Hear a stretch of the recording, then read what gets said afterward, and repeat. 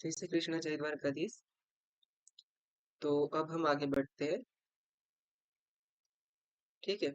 तो हमने इसके पहले के वीडियोस में इंसॉल्वेंसी का इंट्रोडक्शन देख लिया था।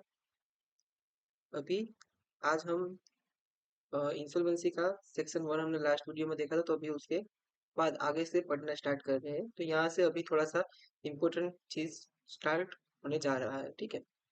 तो सबसे पहले insolvency and bankruptcy code 2016 introduction. The insolvency and bankruptcy code bill was drafted by a specially constituted Bankruptcy Law Reform Committee BLRC under Ministry of Finance. कौन सी मिनिस्ट्री आती है? Ministry of finance. The Insolvency and Bankruptcy Code was introduced in the Lok Sabha on 21st December 2015. कब हुआ था? 21st December 2015 को, and was subsequently referred to a joint committee of the parliament. किसको refer किया गया था? तो joint committee of parliament को. The committee submitted recommendations and modified the code was passed by the Lok Sabha on 5th May 2016. तो जो code है उनका बिल जो पास हुआ और वो पास किया गया लोकसभा में 5th May 2016 को. The code was passed by the Rajya Sabha on 11th May 2016 and received the presidential assent on 28th May 2016. तो 5 मई को लोकसभा में पास किया गया, 11 मई को राज्यसभा में पास किया गया और प्रेसिडेंट ने असेंट दे दिया 28 मई को. ठीक है. The insolvency and bankruptcy code 2016 consolidate the existing framework for creating a single law for insolvency and bankruptcy. क्या किया इन्होंने? सिंगल लॉ बना दिया. जो भी था अलग अलग एक्ट में वो सब में अमेंडमेंट बता दिए कहाँ पे क्या अमेंडमेंट होगा और सबको एक ही लॉ बना दिया गया. The code applies to the companies, partnership, LLP, individuals and any other body which the central governments में स्पेसिफाई. तो इन शॉर्ट ये सबको एप्लीकेबल होगा. ठीक है. अभी तक हमने जो देखा है उसके हिसाब से ये सबको एप्लीकेबल होगा. कुछ ही चीज होगी उनको एप्लीकेबल नहीं होगा. ठीक है. Section 2 of the insolvency and bankruptcy code 2016 as amended by Insolvency and Bankruptcy Code Amendment Act 2018 provides that the provisions of the code shall apply to any company incorporated under the Companies Act 2013 or under any previous company law, any other company governed by a special act for the time being in force, any limited liability partnership incorporated under the LLP Act 2008, such other body corporate under any law for the time being in force is the case. The central government may by notification specify in this behalf personal guarantors or corporate debtors, partnership firms, proprietorship firms, and individuals other than personal referred to in clause number E. So, in that case ये अभी सबको applicable होगा. सबसे पहले company को applicable होगा कि जो कंपनी से रजिस्टर है. फिर ऐसी कंपनी को एप्लीकेबल होगा कि जो किसी स्पेशल एक्ट में रजिस्टर है या तो उसमें इनकॉर्पोरेट हुई है. उनके बाद एलएलपी को एप्लीकेबल होगा. उनके बाद किसको एप्लीकेबल होगा? तो जो भी अदर बॉडी इनकॉर्पोरेटेड है कि जो सेंट्रल गवर्नमेंट स्पेसिफाई करेगी उन सबको एप्लीकेबल होगा. फिर personal guarantors to corporate debtors है उनको एप्लीकेबल होगा. ठीक है. ये एक पॉइंट है ना, वो खास याद रखने जैसा है. इसके ऊपर कभी कभी क्वेश्चन बन के आ जाता है. ठीक है.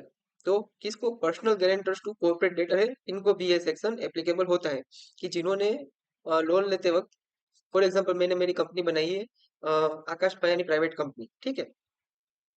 सो अभी ये जो कंपनी है प्राइवेट कंपनी लिमिटेड में मैंने लोन ली है, मतलब कंपनी ने लोन ली है और मैंने गारंटी दी है. तो मेरे अगेंस्ट भी इंसॉल्वेंसी है वो फाइल हो सकता है. ठीक है. तो यहाँ पे ये बोला है. फिर partnership firm and proprietorship firms and individuals other than personal refer to in clause number e. तो यहाँ पे जो ई में जो भी पर्सनल गारंटर है उनके अलावा जो भी इंडिविजुअल्स है उनके ऊपर भी ये जो इंसॉल्वेंसी एंड बैंक्रप्सी कोड है वो लगेगा. तो इन शॉर्ट ABCDEF और G यानी कि टोटल 7 लोगों को ये वाला जो सेक्शन है वो लगने वाला है. बराबर. तो सबसे पहले कंपनी को लगेगा, तो यहाँ पे हम टिक कर रहे कंपनी. फिर स्पेशल एक्ट वाली कंपनी, उनके बाद एलएलपी, उनके बाद अथर बॉडी कॉर्पोरेट, ठीक है, फिर partnership firm and partnership firms, then individuals, ठीक है। In relation to their insolvency, liquidation, voluntary liquidation और bankruptcy as the case may be, किन चीजों में ये कोड अप्लाई होगा? तो इंसॉल्वेंसी, लिक्विडेशन, वॉलंटरी लिक्विडेशन और बैंक्रप्सी, ये चारों केस में एप्लीकेबल हो जाएगा, ठीक है। The Insolvency and Bankruptcy Code 2016 is one of the biggest economic reforms which provides a uniform and comprehensive insolvency legislation covering corporates, partnership, and individuals other than financial firms. The code gives both creditors and debtors the powers to initiate proceedings. It has helped India to achieve a historic jump in the ease of doing business ranking by consolidating the law and providing resolution to insolvencies in a time bound manner, ठीक है। सो ये कानून आने से क्या benefit हुआ? तो ये जो भी थे सबको मिला के कंप्रिहेंसिव लॉ बना दिया गया कि कंपनी को भी लगेगा, पार्टनरशिप को भी लगेगा, इंडिविजुअल्स को भी लगेगा, सबको लगेगा, ठीक है। और उनके अलावा दूसरा फायदा ये हुआ कि अब फास्ट रिकवरी हो पाएगी, ठीक है, टाइम बाउंड मैनर में हो पाएगी। और जितने भी अलग अलग फ्रेगमेंटेड लॉज थे उन सबको एक करके एक कोड बना दिया गया, ठीक है। इसीलिए आईबीसी को लॉ नहीं कोड कहा जाता है, ना एक्ट बोला जाता है। क्यों ऐसा हुआ? क्योंकि इन्होंने जितने भी अलग अलग एक्ट में जो भी प्रावधान थे, जो भी सेक्शंस थे, जो भी प्रोविजंस थे, उन सबको सिंगल एक कोड बना के उसके अंदर दे दिए गए, ठीक है। फिर आता है की objectives of the insolvency and bankruptcy code 2016। The objects close of the insolvency and bankruptcy code less down the following की ऑब्जेक्टिव्स। तो हमारा इंसॉल्वेंसी कोड लाने का ऑब्जेक्टिव क्या क्या था, ठीक है। तो सबसे पहले तो हमारा था जितने भी एक्ट है उन सबको कंसोलिडेट करो, amend the laws relating to the reorganisation and insolvency resolution of corporate person, partnership firms and individuals, सबको क्या करेंगे हम? कंसोलिडेट करेंगे। जितने भी लॉज है उनको कंसोलिडेट किया जाएगा इंसॉल्वेंसी के रिगार्डिंग, ठीक है। To provide for a time bound insolvency resolution mechanism, तो क्या करेगा? ये जो भी प्रोसेस होगा वो टाइम बाउंड मैनर में होगा, ठीक है। To ensure maximisation of value of asset, ठीक है, क्या करेगा? Maximisation of value of asset को एंश्योर करेगा कि जब कोई कंपनी लिक्विडेट हो रही है तो उसमें से मैक्सिमम रिकवरी हो पाए, ठीक है। टू प्रमोट एंटरप्रेन्योरशिप, तो ये क्या करेगा? एंटरप्रेन्योरशिप को प्रमोट करेगा। अवेलेबिलिटी ऑफ क्रेडिट जो है उनको इंक्रीज करेगा, क्योंकि देखो अगर पैसा जो है वो बैंक के पास टाइम पे आ जाता है वापस तो वो दूसरे लोगों को दे सकता है। तो अगर दूसरे लोगों को दे सकता है तो उससे क्रेडिट है वो बढ़ेगी, ठीक है। तो अवेलेबिलिटी है जो क्रेडिट की वो इस तरह से बढ़ जाएगी, ठीक है। To balance the interest of all the stakeholders including alteration in the order,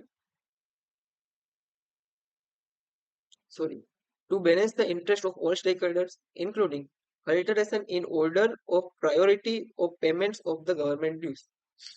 सो ये एक्ट ने क्या किया कि जो गवर्नमेंट का प्रायोरिटी था उनको डिक्रीज कर दिया, ठीक है। पहले क्या होता था कि वर्कमैन वगैरह का जो ड्यूज है ना उनको देने के बाद पहले गवर्नमेंट को दिया जाता था, फिर secure debtors, sorry secure creditors और बाकी के जो भी क्रेडिटर्स है उनको दिया जाता था पैसा। लेकिन अभी ऐसा नहीं होता है।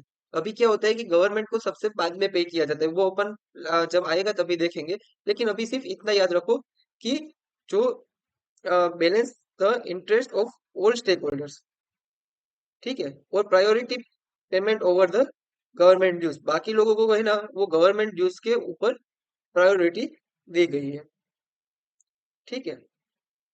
फिर to establish an insolvency and bankruptcy board of India as a regulatory body, तो ये एक बोर्ड बनाया जाएगा इंसॉल्वेंसी एंड बैंक्रप्सी बोर्ड, ठीक है, जिसको हम आईबीबीआई के नाम से पहचानेंगे आगे। अभी हम आईबीबीआई ही पढ़ेंगे, ठीक है। उसका पूरा नाम होगा insolvency and bankruptcy board of India as a regulatory body. ये एक बॉडी बनाई जाएगी और वो इनके सारे फंक्शन को देखेगी, ठीक है। To provide procedure for connected incidental matter, और बाकी जो भी प्रोसीजर ले डाउन करना होगा कि कैसे किसका इंसॉल्वेंसी करना है वगैरह जो भी है वो सब ये कोड में दिया जाएगा।